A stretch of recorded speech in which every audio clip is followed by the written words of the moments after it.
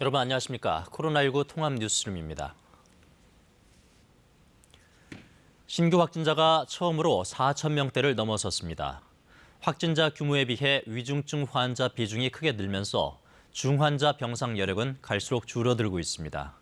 정부는 오늘 일상회복지원위원회 전체 회의를 열어 방역 조치 강화 여부를 논의할 계획입니다. 이승재 기자가 보도합니다.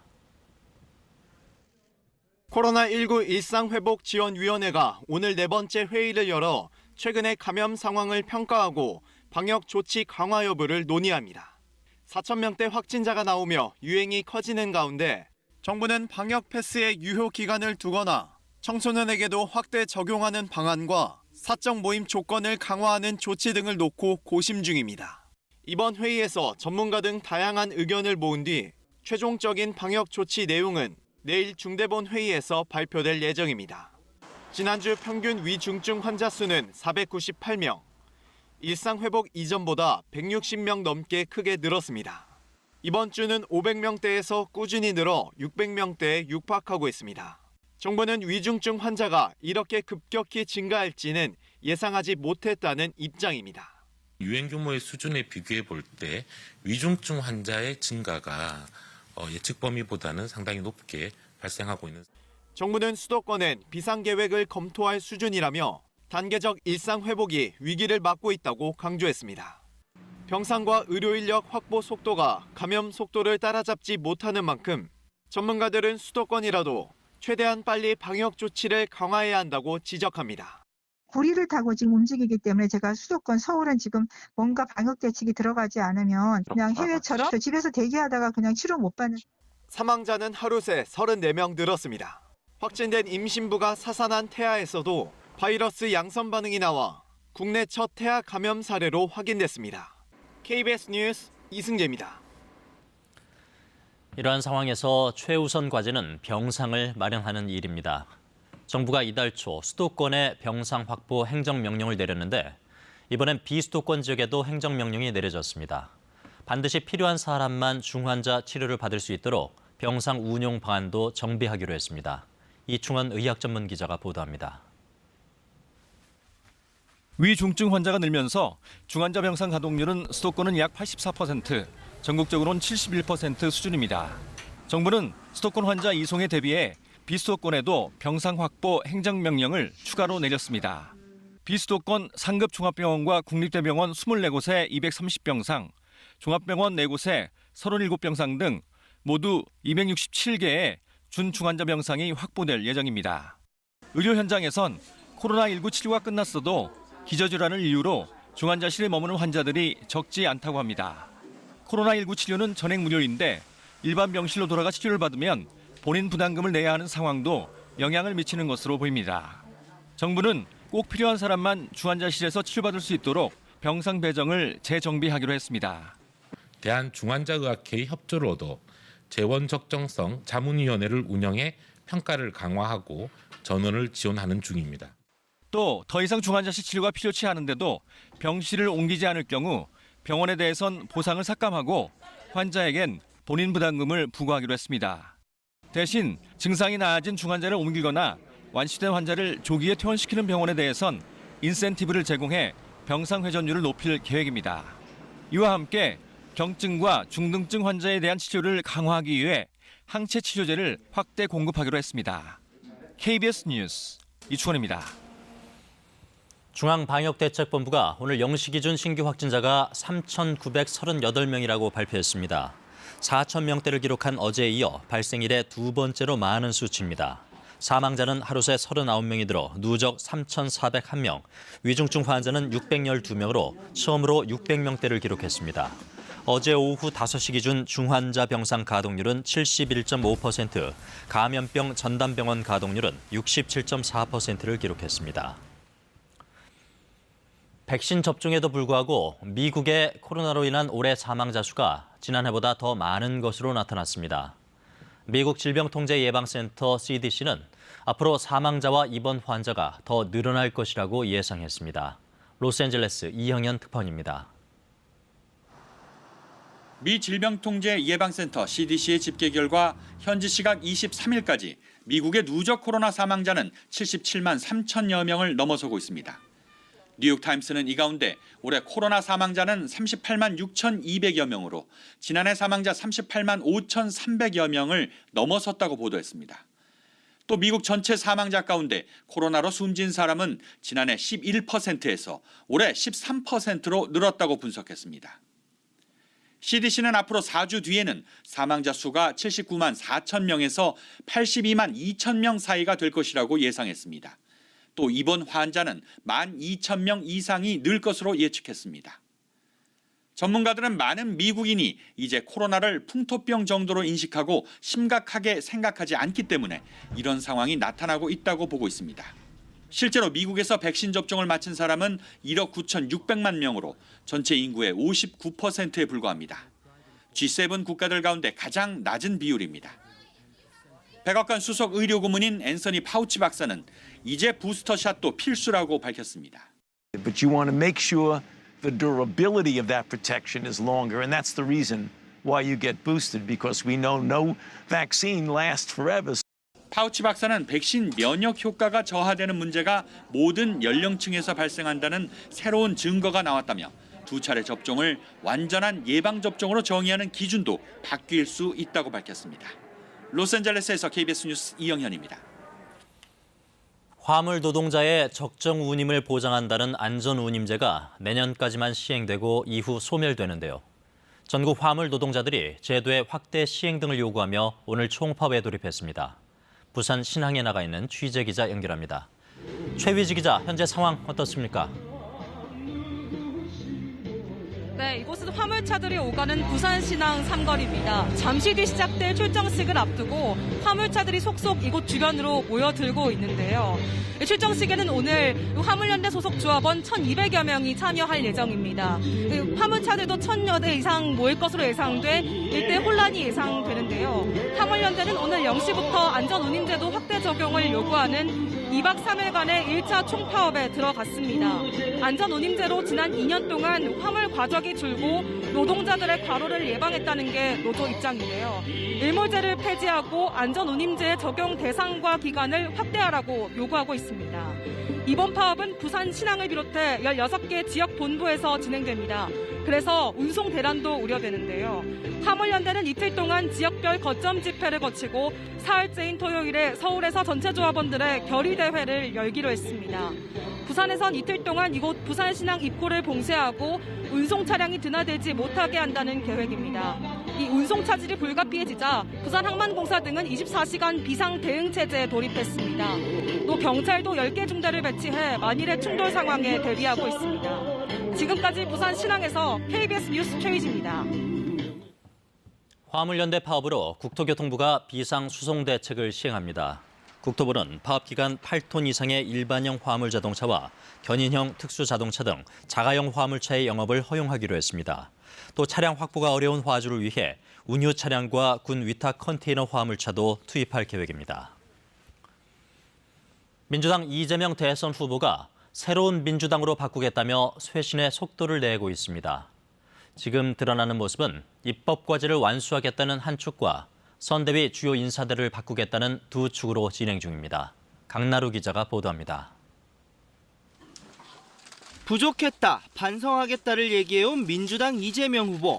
장애물이 있어도 책임을 다하지 못하면 문책이 당연하다며 다시 사과했습니다. 지금까지와는 완전히 다른 변화되고 혁신된 새로운 민주당으로 거듭나겠다는 의미로 이 자리는 정기국회 핵심 처리 법안을 논의하는 회의. 이 후보는 회의 상당 부분을 공개하며 민생 법안의 처리를 당에 강하게 압박했습니다.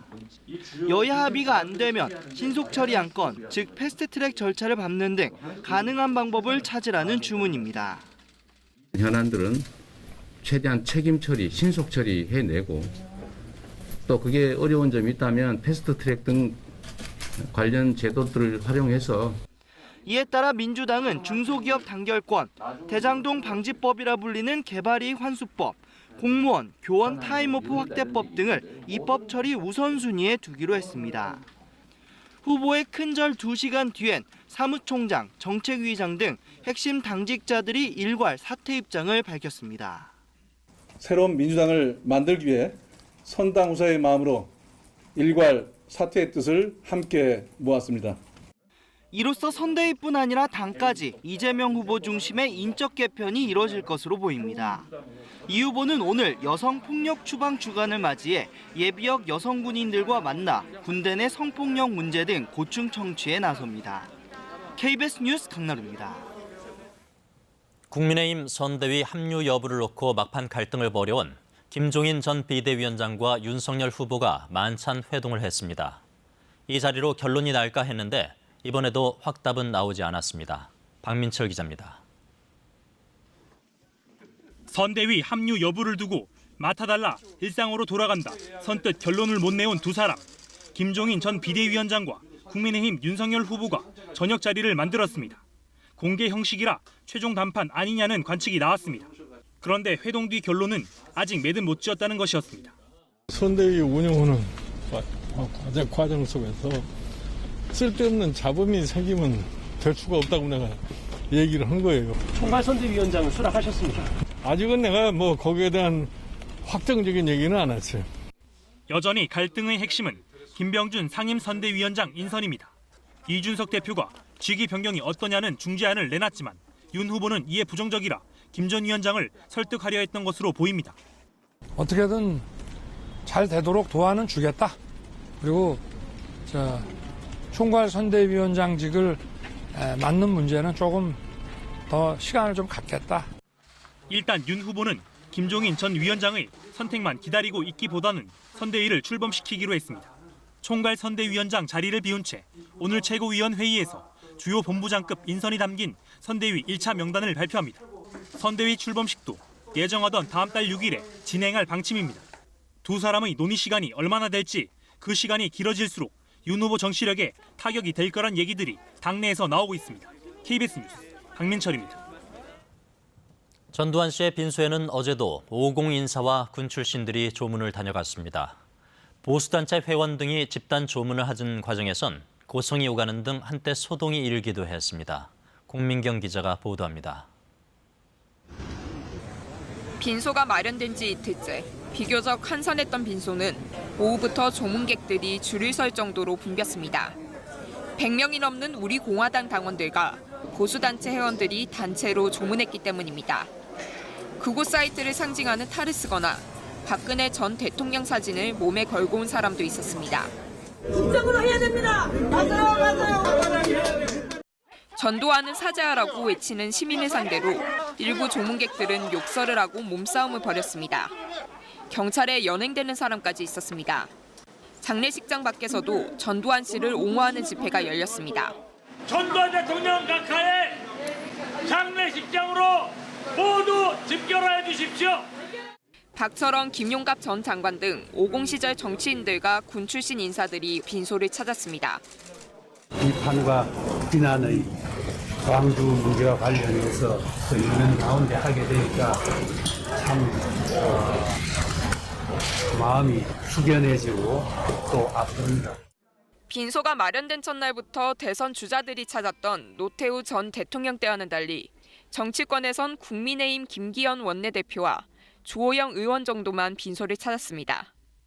평가는 역사가 할 일이고 저는 다만 돌아가셨으니까 명복을 빌 따름입니다. 어제 새벽엔 보수 성향단체가 서울 보신각 앞에 세운 분향소가 종로구청에 의해 2시간여 만에 강제 철거되기도 했습니다. 전 씨의 장례는 오는 27일까지 5일장으로 치러집니다. KBS 뉴스 공민경입니다. 이번엔 KB증권 연결해서 오늘의 증시 상황 알아보겠습니다. KB증권입니다. 코스피가 기간이 3거래일 연속 매도 랠리를 이어가면서 약보합으로 출발했습니다. 반면 코스닥은 기간요일로 매수에 나선 가운데 이틀째 오름세입니다. 이 시각 현재 코스피는 10.88포인트 하락한 2983.41에 코스닥은 3.26포인트 오른 1023.39에 거래되고 있습니다. 간밤 미국 증시는 연준의 금리 조기 인상 준비 가능성 시사에 주요 지수가 혼조세를 보였습니다. 코스피는 개인요일로 매수에 나선 가운데 약세로 출발했습니다. 삼성전자가 긍정적인 전망에도 이틀 연속 하락하고 있고 신풍 제약이 악재가 이어지면서 사흘 연속 급락하고 있습니다. CJ E&M은 성장 전략이 부재하다는 평가에 사거래일 연속 내림세입니다. 한편 카카오게임즈가 자회사 흡수 합병 소식에 5거래일 만에 반등하고 있고 SKC가 자금 조달 리스크 해소 소식에 장 초반 오름세입니다.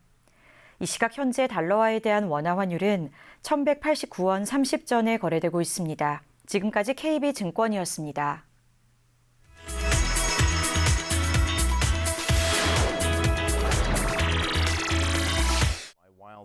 미국 캘리포니아주의 자랑인 거대 세코이아 나무들이 기후 변화로 신음하고 있습니다.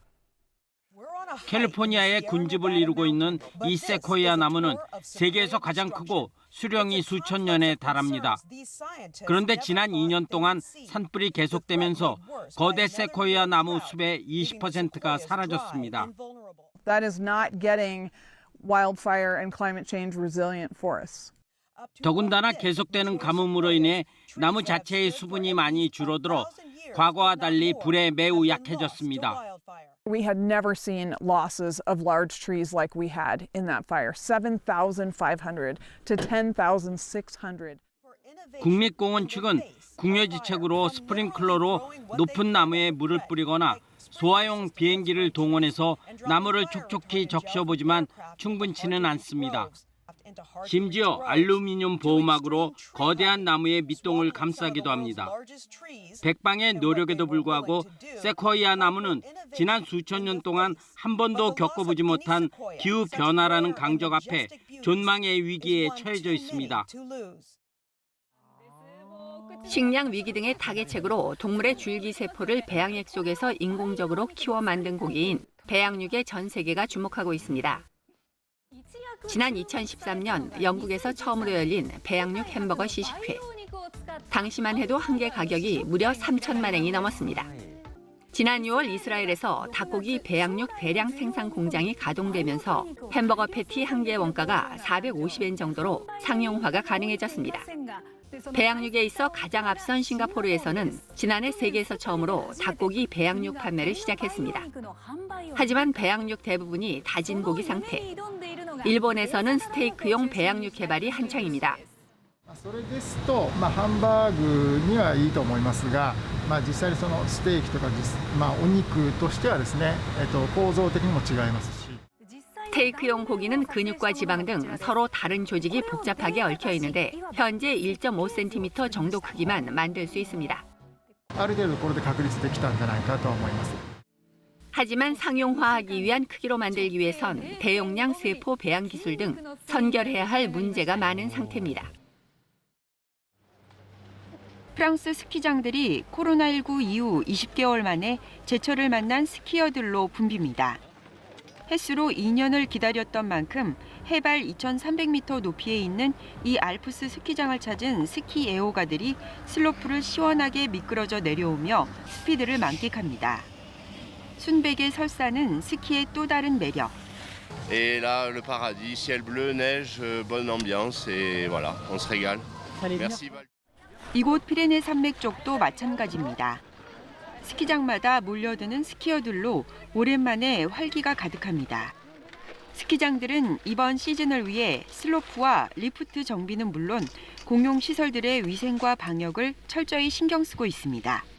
Position on avec une fréquentation ce week-end qui est quasiment digne d'un mois de février. Donc ça va être absolument formidable. On a vu les gens sont arrivés déjà hier. 하지만 코로나19 신규 확진자가 겨울에 가까이 가면서 가파르게 증가하고 있어 프랑스 정부는 상황이 더 심각해지면 또다시 규정을 강화할 수 있다고 예령을 내려놓은 상태입니다. 중국과 라오스 고속철은 윈난성 쿤밍시에서 출발해 라오스까지 전체 길이 1,000km입니다. 중국 구간은 508km, 라오스는 422.4km로 시속 160km로 달리는 고속철은 모두 중국 기술로 만들어졌습니다. 作为第一步实现中老铁路和中泰铁路的连通，并进而南下从马来西亚和新加坡的铁路网。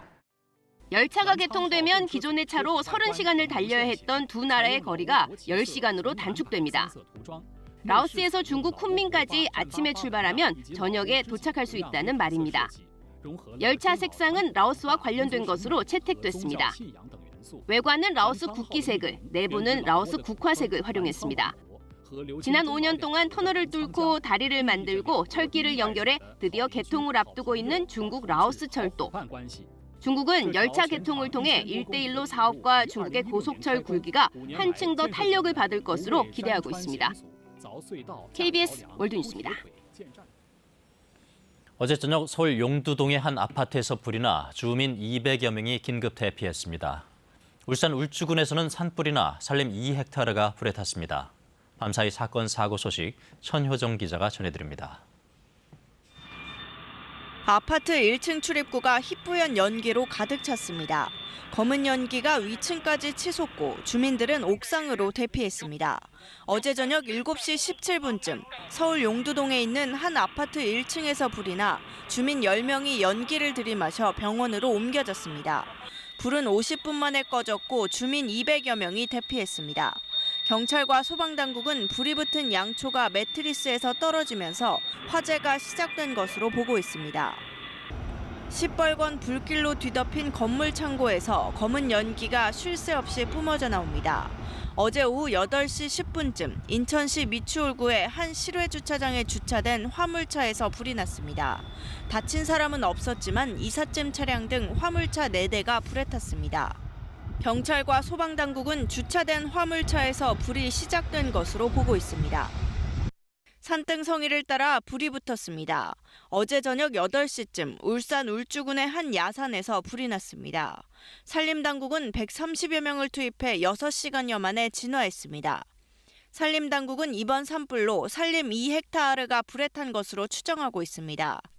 KBS 뉴스 천효정입니다. 미국의 지난달 개인 소비 지출 가격 지수가 31년 만에 최고 폭으로 치솟았습니다. 미국 중앙은행인 연방준비제도가 통화정책의 기준으로 삼는 물가지표인데요. 연준의 금리 인상 시기가 앞당겨질지 관심입니다. 뉴욕 한보경 특파원이 보도합니다. 미국 상무부가 발표한 지난달 개인 소비 지출 가격 지수 PCE가 1년 전에 비해 5%가 상승했습니다. 전달과 비교해서도 0.6%가 올랐는데 모두 지난 1990년 이후 31년 만에 최고 상승폭입니다. 가격 변동성이 큰 식품과 에너지를 빼고도 전달보다 0.4%, 1년 전보다 4.1%가 상승했습니다. PCE 물가는 미국 연방준비제도가 통화정책의 지표로 삼는 물가 지수인데 연 2%가 연준의 목표치입니다. 세계적 공급망 대란은 계속되고 있는데 눌려있던 소비가 연말 소비 대목에 폭발하면서 물가는 좀처럼 잡힐 기미가 보이지 않고 있는 상황입니다. We know that high inflation takes a toll on families, especially those less able to meet the higher costs of essentials like food, housing, and transportation. 관심은 이번 달부터 자산 매입 규모 축소에 들어가는 연준의 금리 인상 시기입니다. 연준은 금리 인상은 일자리, 그러니까 고용이 코로나19 사태 이전으로 완전히 회복돼야 가능하다는 입장인데 인플레이션 잡으려면 금리 인상을 앞당겨야 한다는 주장이 안팎에서 강해지고 있습니다. 바이든 행정부도 연준과 마찬가지로 인플레이션은 코로나19 사태로 인한 공급망 대란에 따른 일시적이라는 걸 강조하며 고용 상황에 더 방점을 찍고는 있습니다. It really depends on the pandemic. The pandemic has been calling the shots for the economy and for inflation. And if we want to get inflation down, I think continuing to make progress against the pandemic is the most important thing we can do. 결국 인플레이션도 코로나19 사태에 달려 있다는 건데 백신이면 해결될 줄 알았던 코로나19가 접종 1년이 다 돼가는 지금도 진정 시기를 예측하기 어렵다는 게 미국의 현실입니다. 뉴욕에서 KBS 뉴스 한보경입니다. 영불 해협을 건너 영국으로 향하던 난민 보트가 전복되면서 30여 명이 숨졌습니다. 영국과 프랑스 모두 이번 사건을 비극이라고 표현했는데 난민 문제를 둘러싼 양국 간 갈등이 더 커질 것으로 보입니다. 정창화 기자의 보도입니다. 작은 고무보트를 타고 영불 해협을 건넌 난민들이 영국 해안경비대 배에 옮겨 탑니다. 육지를 밟은 이들과 달리 바다를 건너지 못한 이들도 있습니다. 현지 시간 24일 프랑스를 떠나 영국으로 향하던 난민 보트가 프랑스 칼레 항구 앞바다에서 전복돼 30여 명이 숨졌습니다. Où à notre connaissance, 33 personnes ont chaviré au large de Dunkerque et de Calais. Il y a aujourd'hui 31 personnes mortes ou inanimées. 이번 사고는 올 들어 발생한 영불 해협 난민 사고 중에 희생자 규모가 가장 큽니다. 난민들은 25척의 보트에 나눠 타고 해협 도하를 시도한 것으로 알려졌습니다.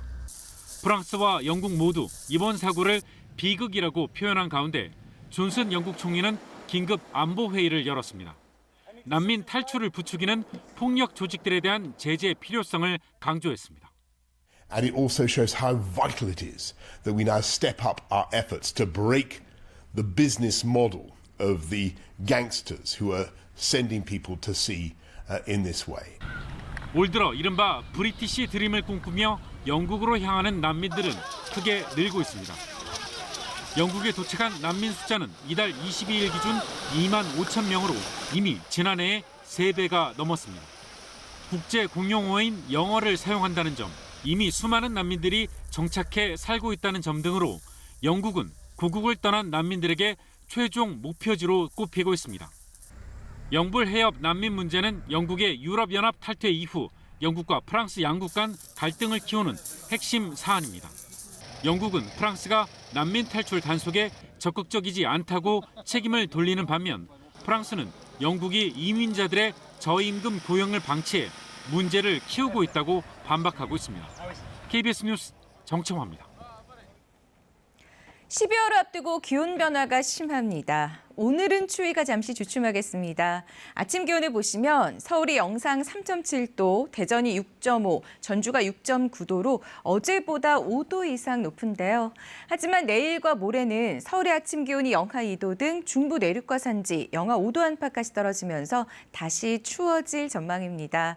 그러다 일요일과 월요일에는 서울의 낮 기온이 12, 13도까지 껑충 올라 일교차가 매우 크게 벌어지겠습니다. 이렇게 기온이 들쑥날쑥하기 때문에 건강 관리에 신경 쓰셔야겠습니다. 오늘은 중국 북부에서 확장하는 고기압의 영향으로 전국이 차차 맑아지겠습니다. 여전히 강원 동해안에는 건조주의보가 발효 중인데요. 건조특보 지역에는 바람도 약간 강하게 불겠습니다. 오늘 미세먼지 농도는 좋음에서 보통 단계입니다. 낮 최고 기온은 서울이 8도, 강릉이 12도, 광주가 14도, 부산이 16도로 어제와 비슷하거나 조금 낮겠습니다. 바다의 물결은 동해 먼바다에 풍랑주의보가 내려진 가운데 4m까지 일겠습니다. 날씨 전해드렸습니다. 한국은행 금융통화위원회가 기준금리를 현재 연 0.75%에서 0.25%포인트 올려 연 1%로 인상했습니다. 지난해 3월부터 시작된 제로금리 시대가 1년 8개월 만에 막을 내리게 된 것입니다.